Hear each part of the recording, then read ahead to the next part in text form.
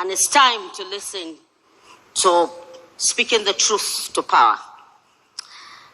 This gentleman who is going to address us today has made his name, carved his own niche in the area of speaking truth to power. Your Excellencies, very distinguished ladies and gentlemen, I'd like to bring to the podium Professor Patrick Lumumba. Professor P.L.O. Lumumba is a professor of public health, a holder of an LLD, Doctor of Laws on the Law of the Sea from the University of Kent, Belgium, Masters of Law degree, and a host, I must say, lots of honorary degrees of Doctors of Law, honoris causa from the University of Cape Coast in Ghana, is a holder of the degree of Doctor of Science, Human Rights at the Institute of Advanced Legal Studies, University of London in England, Humanitarian Law at the Raoul Wallenberg Institute of the University of London, Sweden, and on International Humanitarian Law in Geneva, Switzerland. He's an advocate of the High Courts of Kenya and Tanganyika and a certified mediator. He is a fellow of the Institute of Certified Public Secretaries of Kenya, FCPS, a fellow of the Kenya Institute of Management, and an honorary fellow of the African Academy of Science. He is the chairman of Farafina Investment Group in Monrovia, Liberia, an economic strategic growth and development initiative for Africa based in Nigeria. He is the immediate former director and chief executive officer of the Kenyan School of Law, a former secretary of the Constitution of Kenya Review Commission, and a former director of the defunct Kenya Anti-Corruption Commission. He is the founding trustee of the African Institute for Leaders and Leadership and was the founding dean of Kabarak University School of Law, a former lecturer at the University of Nairobi, the United States International University, and Wider University, USA, Nairobi. I can go on and read about this proud son of Africa, whom I'm honored to introduce to us. I bring to the microphone our brother, Professor P.L.O. Lumumba. Asante. We welcome you, so thank you very much. Thank you very much. Let me start by recognizing the chief guest, who is the President of the Federal Republic of Nigeria. Permit me also to recognize the family of the late Dr. Abubakar Olusola Saraki, and permit me for good order to stand on the protocols already established. Let me say how glad, honored, and privileged I am to be invited to deliver a memorial lecture on the 10th anniversary to commemorate the departure of Dr. Abubakar Olusola Saraki. Any keen student of African politics, and I claim to be such a keen student, would have heard of Dr. Saraki, and I had heard of him before this invitation. I'd also had the honor and privilege of meeting Dr. Bukola Saraki when he was the president of the Senate. And he granted me the opportunity to address the Senate then. That is not to forget that my good friend, Brother Bajamila, also granted me a similar occasion in the House of Representatives. I'm glad to deliver a lecture to memorialize an individual of whom it can be said that he was a colossus who bestrode the Nigerian political terrain and made his contribution in a manner that makes it worthy to be remembered favorably. I say so because there is no shortage of individuals who come and go and their memories are not worth much. We have had the honor and privilege of seeing the snippets of what he did during his lifetime. And if it is true that one is not successful until his successor succeeds, then Dr. Saraki was successful.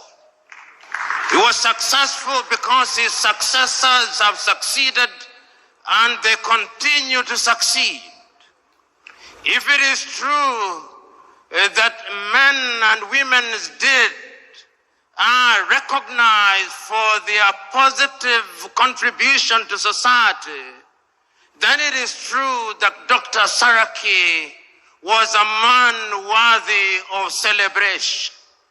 I'm glad to be in your distinguished presence to deliver a lecture in his memory and to have that lecture focus on the critical question of leadership in Africa and the critical question of followership in Africa. And the Africa that I talk about is the post-colonial Africa. The Africa which is now divided into 55 countries with 55 boundaries imposed on her. An Africa which is famous as the cradle of mankind. An Africa which is said to be great in prospect.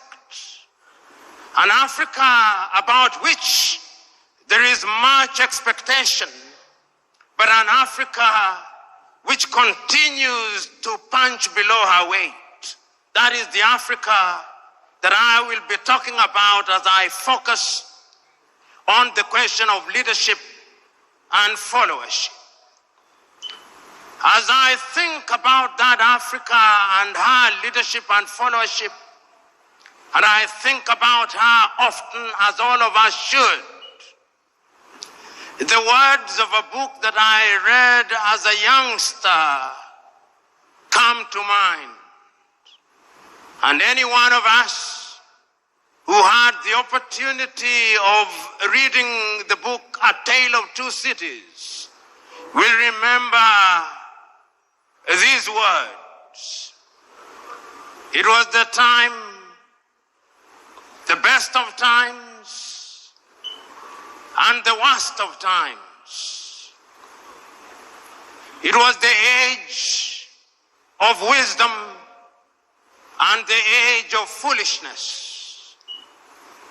It was the epoch of belief and the epoch of incredulity. It was the season of light and the season of darkness. It was the spring of hope and the winter of despair. Those words define the mother continent as we live in her today. Those who commentate about the continent never tire to say that this is a great continent. Those who care about this continent never tire to remember that this continent, divided as she is, has had many leaders. And when I allow my mind to go down memory lane, I can remember so very vividly the immortal words of many great African leaders on the eve of our regaining our independence. And many of us can see pictures pictures of young Africans, whether in Nigeria or Ghana or Algeria or Kenya or Tanzania, celebrating when we regained our independence. And many of us can remember the words that they spoke and the promises that they made. If it was in Nigeria here, you can remember the immortal words about what they would do to Nigeria of Nnamdi Azikiwe. You can remember those words. You can remember the words of Abubakar Tafawa Balewa. You can remember the promises he made. You can remember the erudite words of the Sultan of Sokoto, Ahmadu Bello, and the promises he made, and many others. When they spoke then, those who were young saw in them the similitude of Moses in the Bible. They thought of their leaders and saw their leaders as messiahs who would bedazzle latter-day pharaohs with miracles, who would liberate them from the Egypt of poverty and want, who would cause pillars of fire to stand between them and sorrow and want, who would part the Red Seas of tribalism and ethnicity, who in times of hunger would summon manna and quail from heaven. That is what they thought of their leaders, messiahs. But today, permit me to say, in many African countries, they are saying, it was better while we waited. It was better while we waited. There is a sense in which throughout the continent of Africa, there has been disappointment with leaders at all levels. So that when on the eve of independence, we wanted to come home, now that we regained independence, we never tire to see images of our young men and women dying in the Sahara, dying in the Mediterranean Sea, being humiliated at the embassies of the erstwhile colonizers as they seek to leave our countries and the continent. It was better while we waited, they say. Which begs the question, what happened and what is happening? That we have so many individuals who occupy positions of leadership, and yet the biggest deficit is that of leadership in Africa.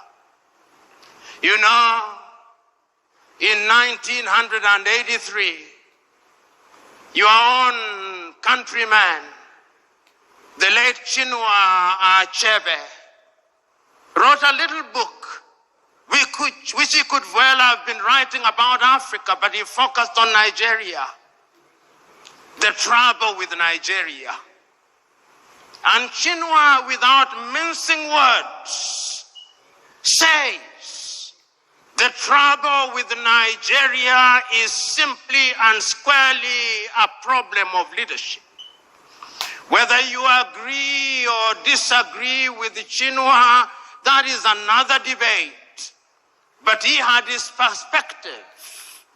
And he was asking a question that we continue to ask about the continent of Africa.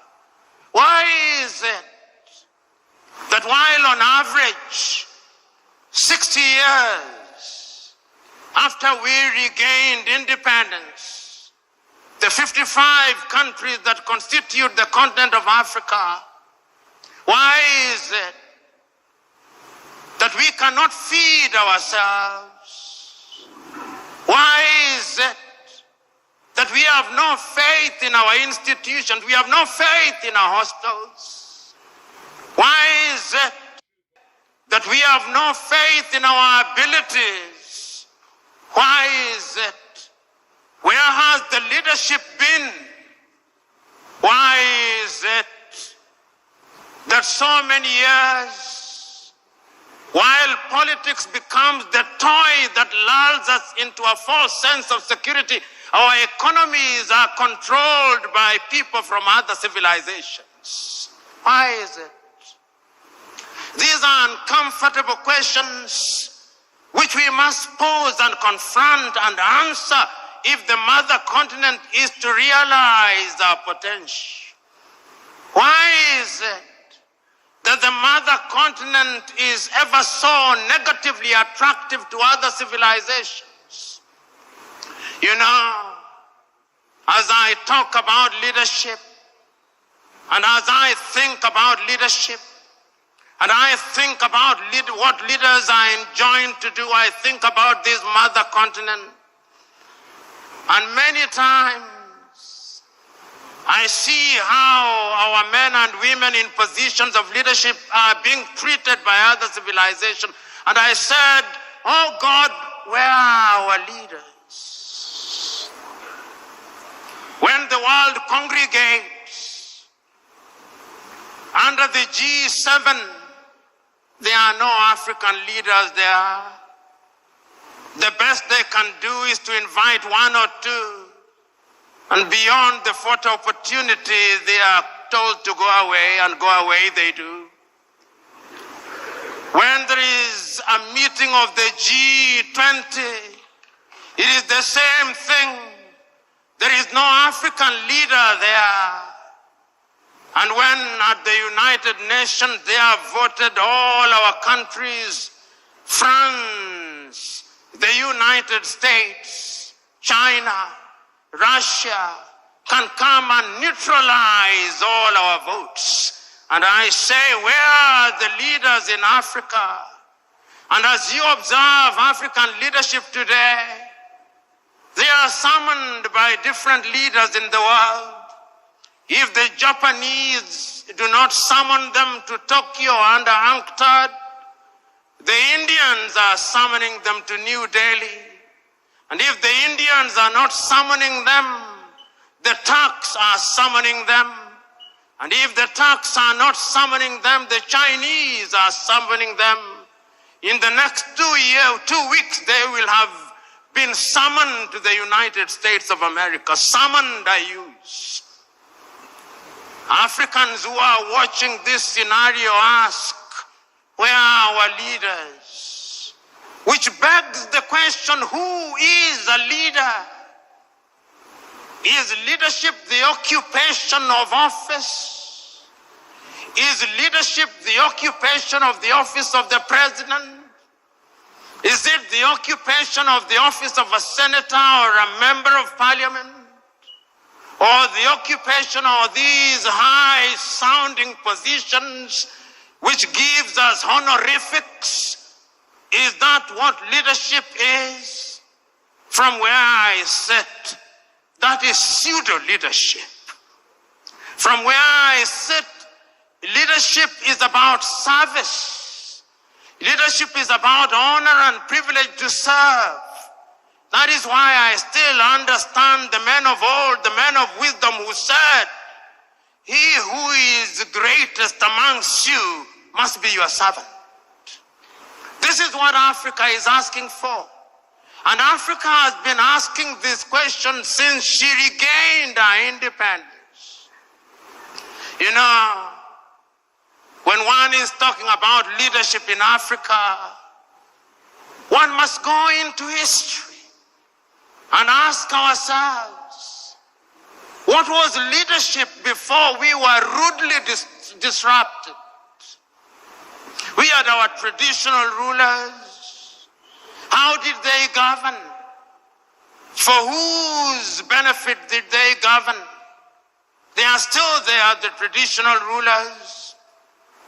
How do they fit in the new dispensation?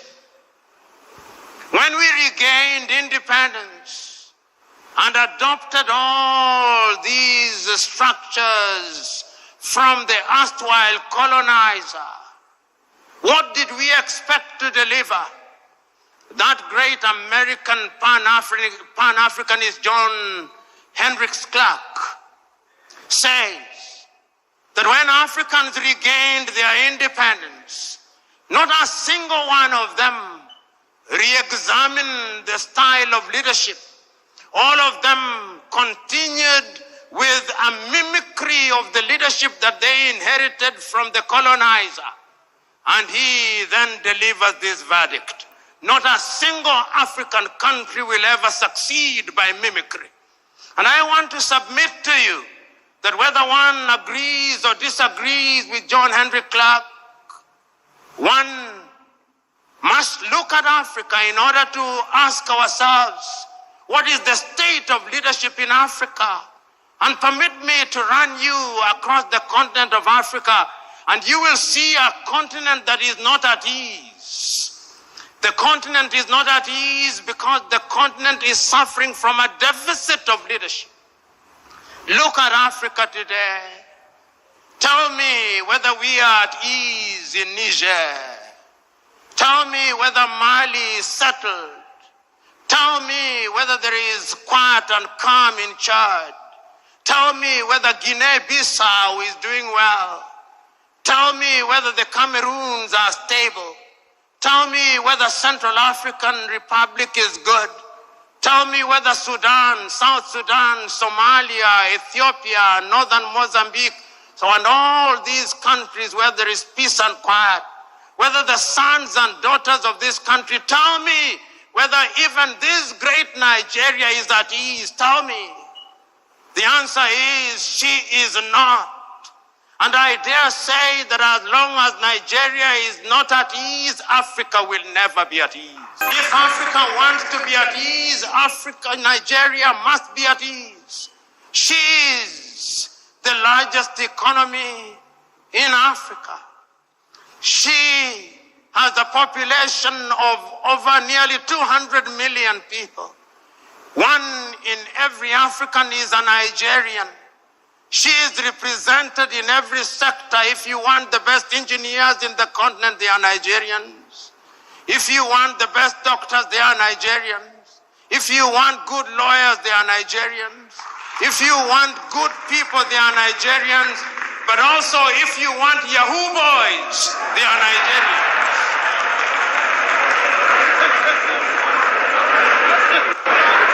Nigeria is a great country.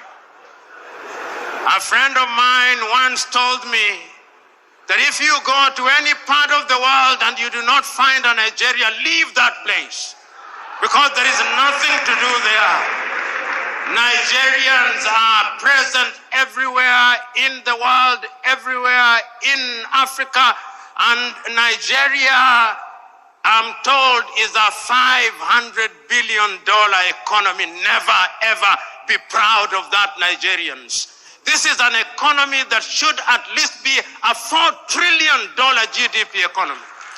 Whenever you reach that level, then I'll say Nigeria is doing the right thing. All the ingredients are there. The question is, why is it that she is not realizing our potential? When we talk about leadership, we must ask ourselves, why is it that despite the best intention of the best of us, we do not gain what we desire? You know, I said that when you look at Africa and leadership, you must go back to history. And you ask yourself what the leadership is. And we have looked at Africa that is not at ease. But yet there is a sense in which Africa has had and continues to have men and women of renown. I remember, courtesy of history, when Africa was struggling for our independence. I can remember that great meeting in Manchester in the United States of America, the Pan-African meeting. And history tells me that Nigeria was there. Chief Obafemi Awolowo was there in 1945. And I can still remember his words spoken about African unity. I remember that Ghana's Kwame Nkrumah was there. And then we remember how they came back to the continent to lead the continent. And I am still wondering how in those days, without the benefit of the internet, without the benefit of all means of communication that we now have today, that those men and women were able to govern and to galvanize the attention of the continent of Africa for the sake of Africa. They were there throughout.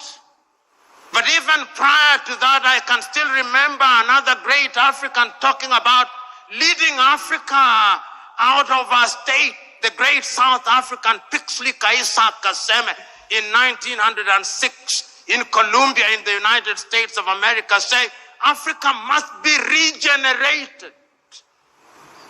When all these things happened, there were leaders in Africa at that time, and their mandate was cut out for them. Their mandate was to ensure that we broke the colonial chains, and we did. I remember,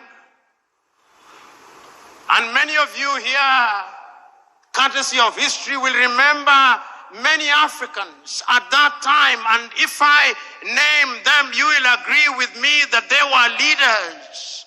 How many of you in this assembly will not remember Marcus Garvey and say that he was a leader? How many of you here will not remember Julius Nyerere and not say that he was a leader? How many of you will remember Kaunda, Amilcar Cabral, Samora Moises Machel, Agostino Neto, Namdi Azikiwe, Abubakar Tafawa Balewa, Gamal Abdel Nasser, and many others, and remember that they were leaders who did not want to occupy political space because of material aggrandizement. They denied themselves. I so very fondly remember that when Kenneth David Kaunda left office, it was said of him that the only amount of money he had in his account was the equivalent of $5,000. That is what your current politician eats for breakfast.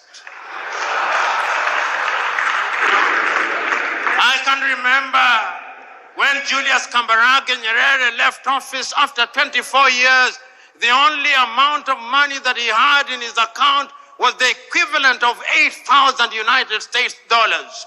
That is what your current politician uses for a single visit to a gymnasium. There were leaders who were selfless. They understood that it was an honor and privilege. They sacrificed their lives. They saw their positions of leadership as that of leading their brethren. They did not think that they were superior to the people they led. They thought it was a privilege and that they had the honor, and that because they had that honor, then they had to serve their leaders with distinction, with consistency. They were prepared to be questioned. They did not believe that they had the monopoly of knowledge and wisdom. They were leaders because they were servants. You know, I can still remember Julius Kambarage Nyerere speaking on the 6th day of March, 1997 in Accra, Ghana, on the occasion of the 40th anniversary of the independence of Ghana, under the subject, "Without unity, Africa has no future." Mwalimu recounts the history of Africa. He says, when we rose up against the colonialists, our agenda was cut out for us. We, the Africans, had been humiliated in our own land. Our people had been denied the opportunity to realize their potential. Our mandate was one, to expel the colonizer. We did our bit. We made our mistakes. But who said we were infallible? This struggle is an intergenerational struggle. The next generation after us had the duty to pick up the baton and to run the next leg. The question is, did that generation pick up the baton? Have they run the leg well? The answer, not as well as they should have. Because we must never make the mistake of assuming that African leaders have done nothing. No, that would be too harsh.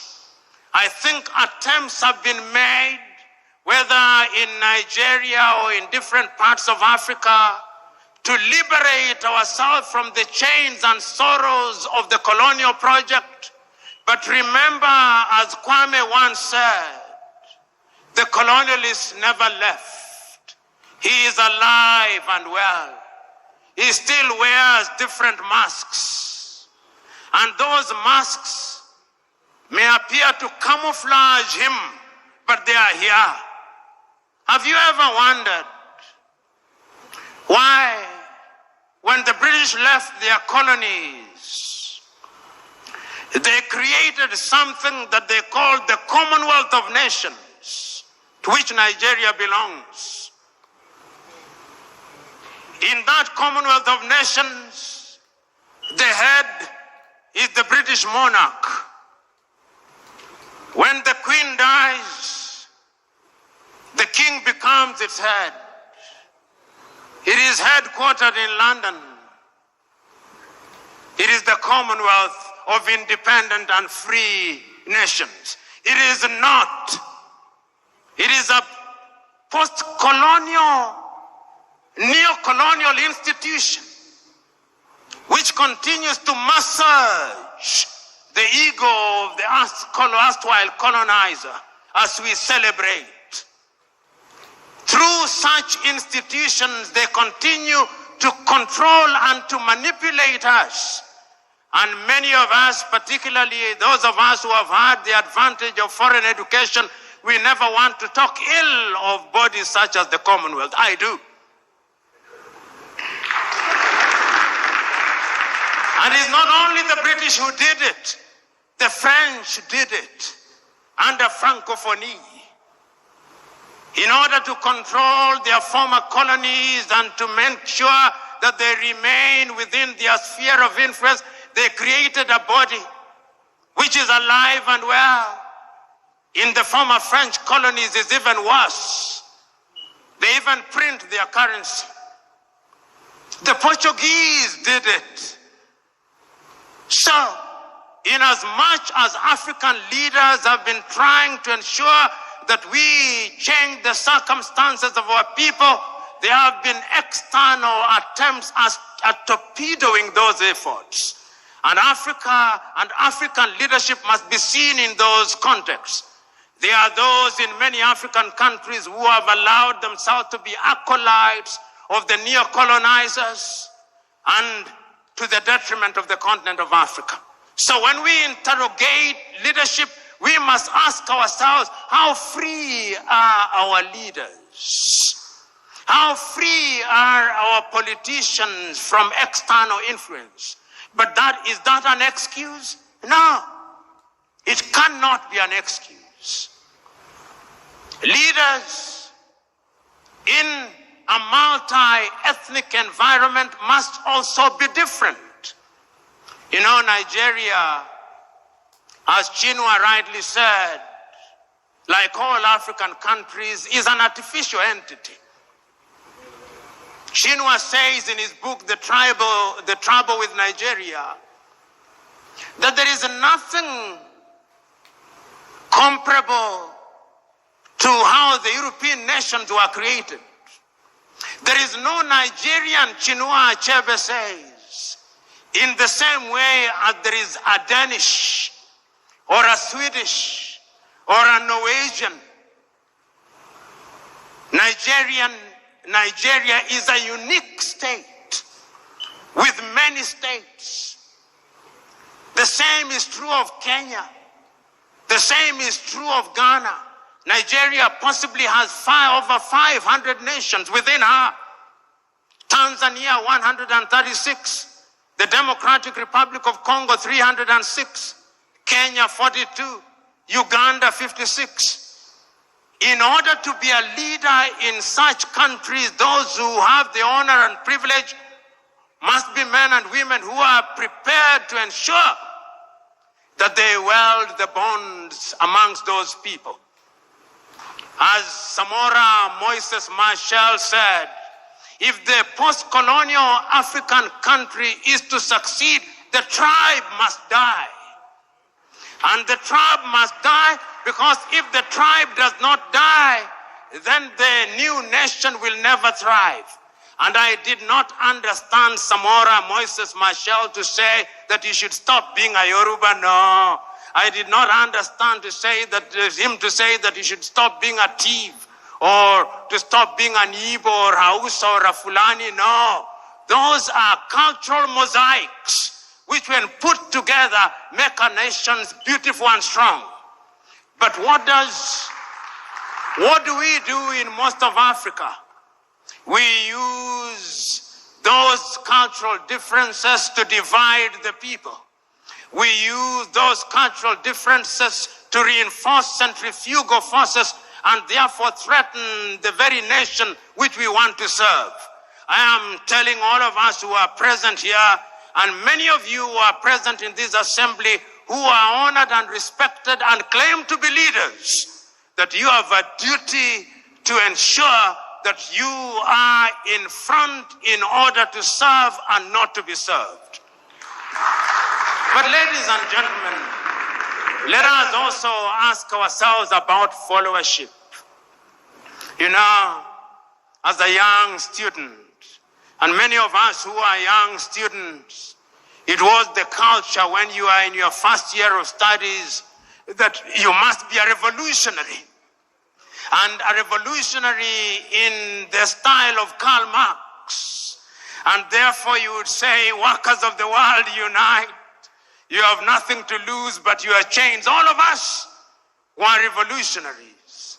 And we used to say then that the safety of the bourgeois demands that the proletariat be kept in the most profound ignorance. We were revolutionaries. Who is a leader? Is he a leader who allows meta-ignorance to reign supreme amongst the people he or she is leading? Is it the duty of a leader to ensure that he leads men and women who are enlightened? Men and women who can question what he or she is doing? I'm suggesting to us that true and sustainable leadership also requires that you have a followership that is enlightened. A followership that calls you to account. A followership that is going to make demands of you. A followership that when you say that you are going to improve the quality of their food, they do not believe that agriculture stops on that day, but they believe that agriculture must be intensified and that technology must be used. A followership which knows that when you say you are going to deliver heaven on earth, they know that that is merely an advertisement that you are incapable of delivering heaven on earth. A followership that knows that when you are promising to do things within 100 days, which ordinarily can only be done in 5 years, they know that you are a liar. A followership that is capable of discerning that when you speak things, there are many variables. And it is the duty of a leadership to ensure that such a leadership is indeed created. What do African leaders do African leaders in many African countries have now assigned the question of education, educating their followers to NGOs and CBOs, which are financed by the Americans, which are financed by the Europeans, which are financed by other civilizations. How do you think, how do you imagine that the people of Denmark would have the interest of Nigeria at their heart? How are you satisfied that all those civic education activities that are being undertaken in Borno, in Maiduguri, or in Abeokuta, financed by USAID, are meant to be for the benefit of Nigeria? Because the last time I checked, the English used to say, he who pays the piper calls the tune.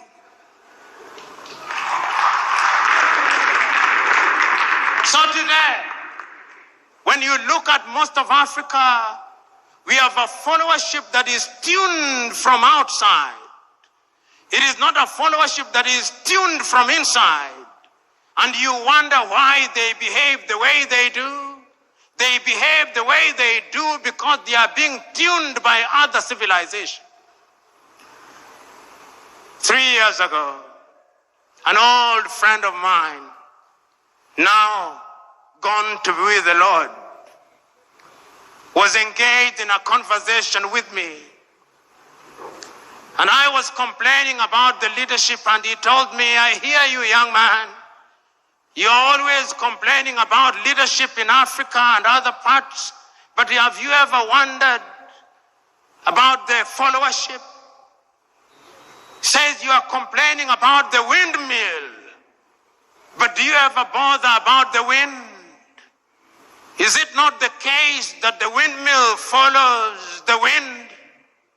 I'm suggesting to you that Africa will never realize our potential as long as the critical mass of our people are immersed in sorrow and want. I am suggesting to you that Africa is not going to grow as long as you who are in positions of leadership have perfected the art of appealing to the stomachs rather than the minds of the men and women that you lead. I'm suggesting to you that Africa is not going to realize our potential as long as we continue to conduct the politics of money and money bags, not the politics of ideas. I'm suggesting to you that Africa is never going to realize our potential as long as we are dividing our people along ethnic lines. I'm suggesting to you that as long as you who are in positions of honor and privilege are in the business of dividing our people on the basis of religion, Africa is not going to realize our potential. I remember in 1982, I watched a movie about Mahatma Gandhi, and I remember that great man saying in one of the scenes in the movie that he remembers one day when somebody who was more enlightened than the other preachers came, and he said that on that day he saw that preacher reading from the Muslim Quran on to the Christian Bible, on to the Jewish Torah, on to the Hindu Gita, and on to incantation in African religion, as if it did not matter which book was being read as long as God was being worshipped. I look forward to the day when those of you who are in positions of leadership will be able to tell our people, wherever they are in Nigeria or Africa, that it is not for us to fight for God. If I have a God for whom I have to fight for, that is not a God. The God that I worship fights for me. And if we accept that that is the nature of God, that is omnipresent, omniscient, and He knows all, then we are going to unite our people. In other words, I'm saying that if we are going to have a followership that is going to change the continent of Africa, we have got to exorcise the ghost of ethnicity. We have got to exorcise the ghost of ignorance. We have got to exorcise the ghost of poverty. We have got to exorcise the ghost of narrow-mindedness. Fellow Africans, fellow Nigerians, it is still true that everything fails and falls on leadership. It is true that we men and women are in unique positions. Abubakar, Olusala, Saraki was present on this earth. Like all of us, he had his coming and his going. Today we are gathered here to remember him because, as South Sudan's John Garang de Mabior once said, as you walk the journey of life, there are two baskets that you fill by your words and deeds, whether wittingly or unwittingly. The basket of good deeds and the basket of bad deeds. And that at the end of it all, when we weigh those baskets, let it be said of you that the basket of good deeds outweighs the basket of bad deeds. It would appear to me that the late Dr. Saraki's basket of good deeds far outweighs his basket of bad deeds. And that is why we can say without flinching and without equivocation that he was a colossus. That is why you call him fondly by the moniker Oloye. That is why you are gathered here on a Monday morning to pay homage to him. Now I can see Saraki upstairs through imagination.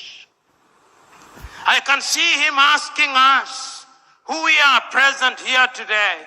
Oh dear Nigerians, it is 10 years since I left you. Where are the leaders? I can see Saraki asking the president of this country, how have you served, Mr. President? I can hear him ask the vice president, how have you served?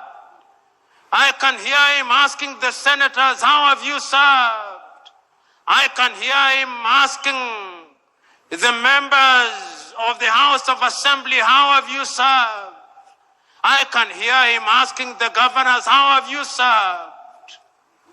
As to how they have served, that is not for me to say. It is for them to say. But I can also hear the great Saraki asking the Nigerians, how have you been served? Have they given you food? I can hear him ask. Have they given you fuel? I hear him ask. Have they given you electricity? I hear him ask. As to whether they have been well served, it is not for me to say, it is for them to say. In other words, the great Saraki is asking both leaders and the led, have you demanded and have you served? And the leadership that I hear him, the great Saraki, asking of us is a leadership where we are united. Not the unity of the graveyard, whose lingua franca is silence. No, it is the unity of those who are seeking to do good. Those who are seeking to do good, those who ask with the firmness that will open the eyes of the leader without inflaming their anger. I can hear it being said. You know, as I conclude, I remember this story, a story that must be known to you. It's a story about leadership, which must be contradistinguished from human leadership. It's the story of a shepherd or the story of a poultry farmer, but I'll start with the story of a shepherd. Many of us from the north are famed for cattle keeping. And when you are driving the cattle through different grazing grounds, the cattle believe that you love them so much because you protect them from the elements, because you protect them from other wild animals. But if the cattle were to know that you are the one who would end up eating them, they would treat you very differently. Invariably, they do not know, and therefore you will continue controlling them the way you do, and you will continue eating them the way you do. But it's a totally different case when you are leading human beings. They are not like cattle. You may lead them in a particular direction. You may think that you have lulled them into a false sense of security. You may think that you have deadened their minds. But always remember that one day, if you don't do that which is good and right for your fellow men, there is a day of reckoning. There is a day of reckoning, and history has demonstrated that it can come in the twinkling of an eye. History has demonstrated that kings have been toppled. History has demonstrated that presidents have been removed. History has demonstrated that great men have been cut down. History has demonstrated that men can rise when they are misled. History has demonstrated that men are indeed capable of rising up. You know, I always read these words of the American Declaration of Independence because I love them. They apply to humanity. Before America became what it is, they had enlightened men. We hold this truth to be self-evident, that all men are born equal, that they are endowed by their Creator with certain unalienable right, that among those are life, liberty, and the pursuit of happiness. And it is for this reason that governments are instituted amongst men. And that when those governments fail to perform, it is the duty of those people to rise up and to remove such governments.